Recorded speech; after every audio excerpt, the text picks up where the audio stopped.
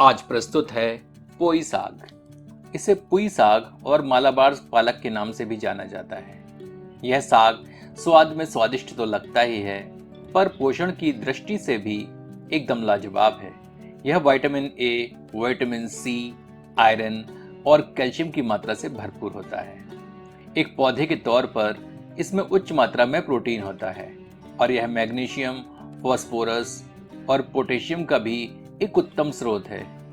इसमें एंटीऑक्सीडेंट पर्याप्त मात्रा में पाया जाता है, खासकर बीटा कैरोटीन और ल्यूटिन, जो कि प्राकृतिक रूप से पाए जाने वाले रसायन हैं, जो कि हमारी कोशिकाओं की उम्र बढ़ने से बचाने में सहायता करते हैं। तो इस हिसाब से यह एक एंटी एजिंग फूड है। यदि शारीरिक रूप से देखा जाए तो इसे खाने से आपका दिल स्वस्थ रहता है, यह आपकी आंखों के लिए अच्छा है, यह आपको तनाव से दूर रखता है और आपकी इम्यूनिटी स्ट्रांग होती है। पोई साग में फोलेट भरपूर मात्रा में पाया जाता है, जो कि गर्भवती महिलाओं के लिए आवश्यक होता है। फोलेट विटामिन B9 का प्राकृतिक रूप है। यह पानी में घुलनशील और कई खाद्य पदार्थों में पाया जाता है। इसे खाद्य पदार्थों में मिलाकर फॉलिक एसिड के सप्लीमेंट के रूप में बेचा जाता है। ऐसे कई सारे लाभों से भरी होती है यह पोई साग। आज की इस प्रस्तुति में हम पोई साग को चने की दाल के साथ पकाएंगे। तो चलिए शुरू करते हैं। मित्रों, आपसे आग्रह है कि मेरे पर्सनल ब्लॉग, जो कि ट्रैवल, फिटनेस और हेल्दी फूड पर आधारित है, उसे सब्सक्राइब कर मुझे प्रोत्साहित करें। इस पर्सनल ब्लॉग का लिंक आपको डिस्क्रिप्शन बॉक्स में मिल जाएगा। 31 दिसंबर 2021 को मैंने हिमाचल प्रदेश की पाराशर लेक को विजिट कर उस पर एक ब्लॉग बनाया है। आशा है आपको अवश्य पसंद आएगा। कृपया कमेंट करके बताएं यह आपको कैसा लगा। यहाँ हमने आधा किलोग्राम पोई साग के पत्ते एक बार अच्छी तरह से पानी में धोकर रखे हैं। इन्हें बारीक काट लेते हैं।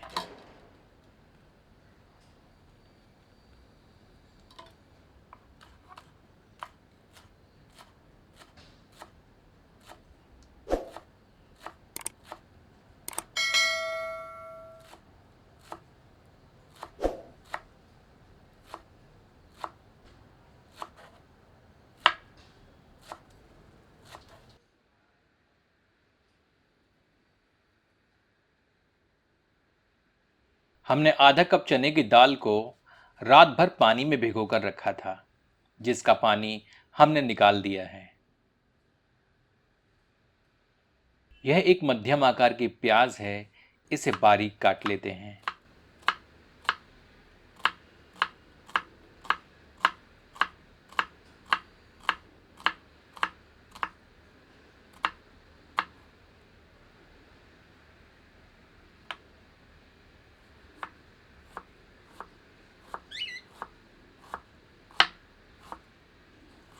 चार हरी मिर्चों को टुकड़ों में काट लेते हैं।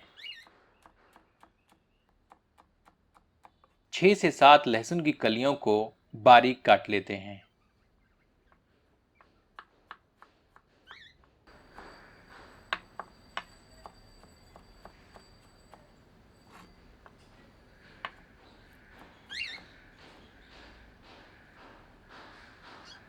एक मध्यम आकार के टमाटर को भी बारीक काट लेते हैं।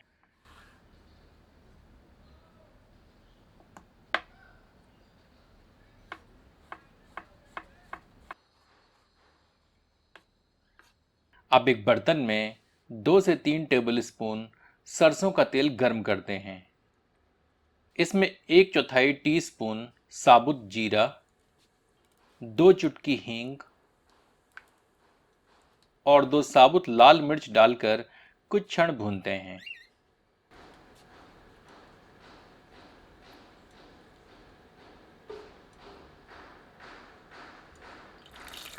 अब कटा हुआ लहसुन सम्मिलित करते हैं।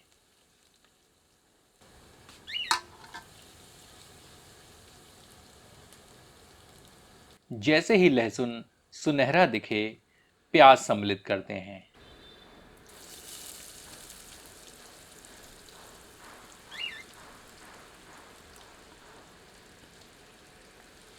प्याज को भी भूनकर सुनहरा कर लेते हैं।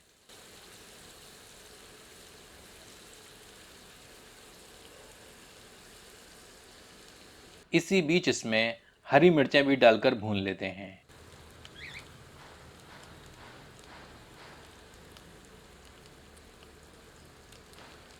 प्याज भुनने के उपरांत आधा टीस्पून हल्दी, स्वादानुसार लाल मिर्च,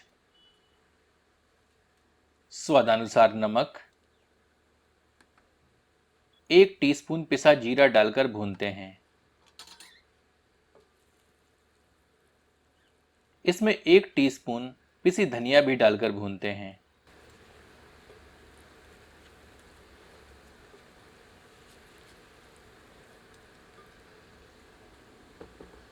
अब कटा हुआ टमाटर डालते हैं।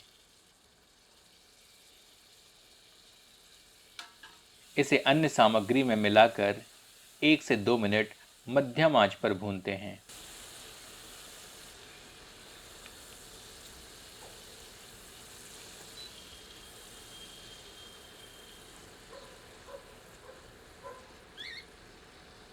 फिर इसे ढककर 3 से 4 मिनट धीमी आंच पर पकाते हैं ताकि टमाटर गल जाएं।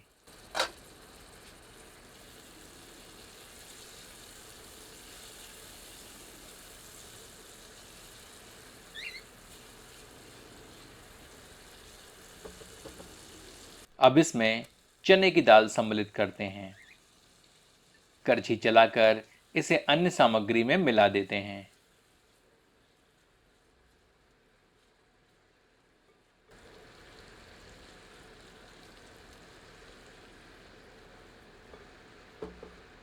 पुनः ढककर 5 मिनट धीमी आंच पर पकाते हैं।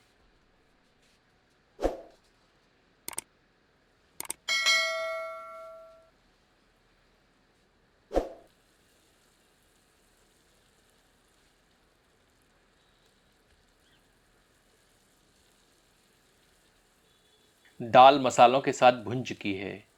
अब इसमें कटा हुआ पोई साग सम्मिलित करते हैं।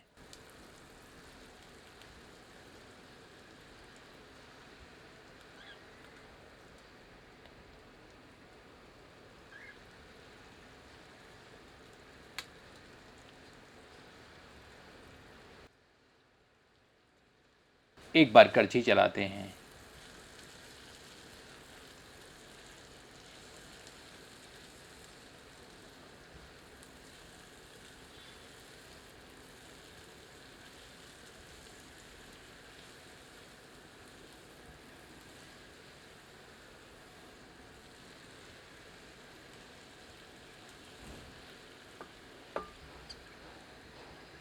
अब इसे ढककर 10 मिनट धीमी आंच पर पकाते हैं।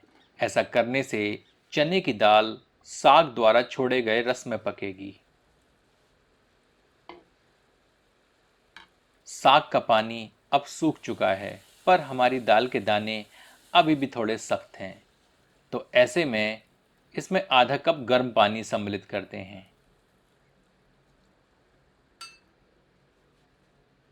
इसे साग के साथ मिला देते हैं।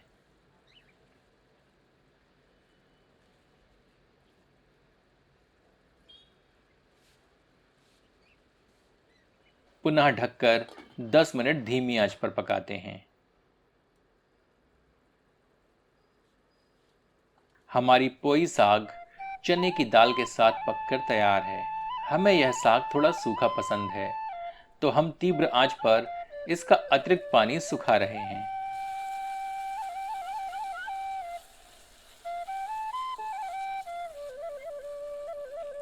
आपसे आग्रह है कि एक बार इसे इस विधि से बनाकर अपना अनुभव हमसे साझा करें। ओम सहना भवतु, सहनो भुनक्तु, सह वीर्यं करवावहे, तेजस्वनावधीतमस्तु मा विदुषावहे। ओम शांति शांति शांति। चलिए इसे रोटियों के साथ चखकर देखते हैं।